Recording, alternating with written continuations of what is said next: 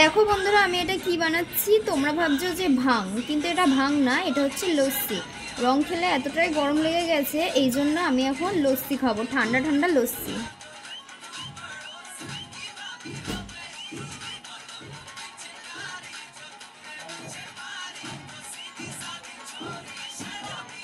বন্ধুরা, ঠান্ডা ঠান্ডা লস্যি তৈরি হয়ে গেছে, এবার দেখো কে খাবে।